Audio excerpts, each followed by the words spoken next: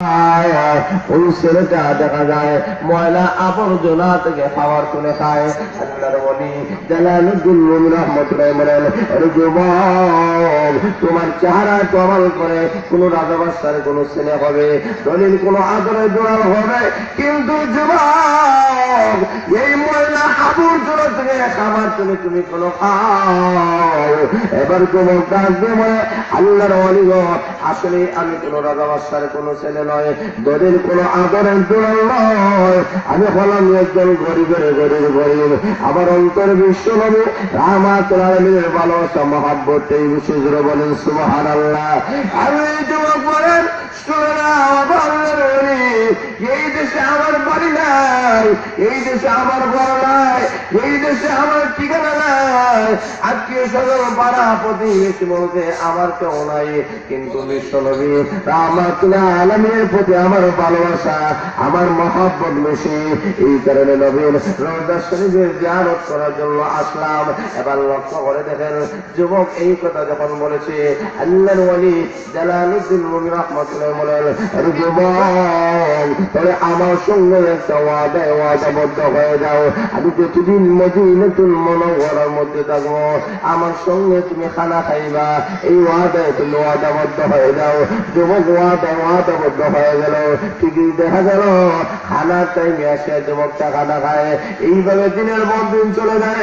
একদিন আল্লাহর ওলি জালালউদ্দিন রুমি রাহমাতুল্লাহ বলেন, আরে যুবক, আমি তো আর এই জায়গায় আমি থাকবো না, আমি চলে যাব আমার দেশে।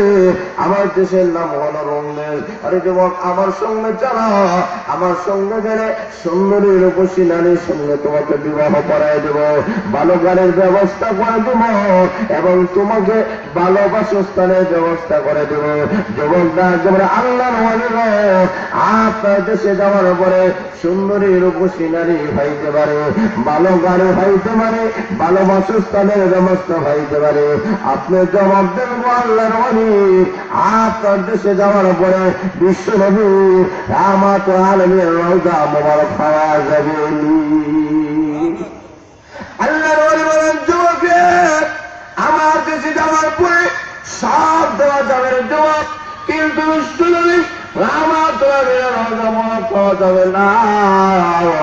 এবার যুবক ডাকতে বলে, আল্লাহর ওলি গো, ওলা হারাবার তাহলে মরে যাইতে রাজি আছি, কিন্তু একটা সেকেন্ডের জন্য বিশ্ব নবী রাহমাতুল আলামিনের রওজা মোবারক ছাড়তে কখনো রাজি নাই। জোরে বলেন সুবহানাল্লাহ। এবং আশিক রাসূল আল্লাহর নবী বিশ্ব নবী রাহমাতুল আলামিনের জন্য মহান আল্লাহ দিয়েছেন। আল্লাহর নবী বিশ্ব নবী রাহমাতুল আলামিন যেদিন এই দুনিয়া থেকে ইন্তেকাল করেছেন, নবীর বিয়োগে যারা যন্ত্রণা নবীর সাহাবায়ে কেরাম সহ্য করতে পারে না। ওমর রাদিয়াল্লাহু তাআলা বলেন, কে বলবা আমার নবী এই দুনিয়াতে নাই, যে বলবা তার দেহ থেকে খল্লা বিখণ্ডিত করা দেওয়া হবে।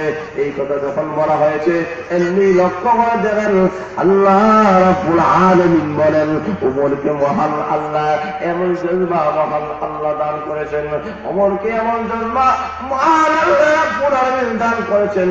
নাঙ্গা করে মরে হাতি নিয়ে বলবা বলিও না আবার নবী দুনিয়া থেকে চলে গিয়েছে।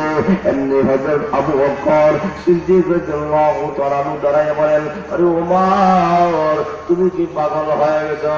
আর ওমর জানিয়ে না, তুমি যদি মুহাম্মদের গোলামি করো তাহলে মনে করিও মুহাম্মদ এই দুনিয়াতে নাই, দুনিয়া থেকে মুহাম্মদ চলে গেছে। আর যদি তুমি মহান আল্লাহ রাব্বুল আলামিনের যদি গোলামি করো তাহলে তুমি মনে করিও মহান আল্লাহ রাব্বুল আলামিন এখনো আছেন, তাকে আল্লাহর গোলামি ছেড়ে দেওয়া যায় না। ওমর শান্ত হয়ে গেলেন। তাহলে লক্ষ্য করে দেখেন, নবীর বিয়োগ বেদনা নবীর সাহাবায়ে কেরাম কখনো সহ্য করতে পারে নাই। আরেকজন সাহাবী উনি যখন শুনেছেন আল্লাহর নবী বিশ্ব নবী রাহমাতুল আলামিন দুনিয়াতে নাই, এমনি জমিনের মধ্যে ছিলেন, জমিন থেকে হাত তুলে মহান আল্লাহ রাব্বুল আলামিনের কাছে দরখাস্ত করেছেন,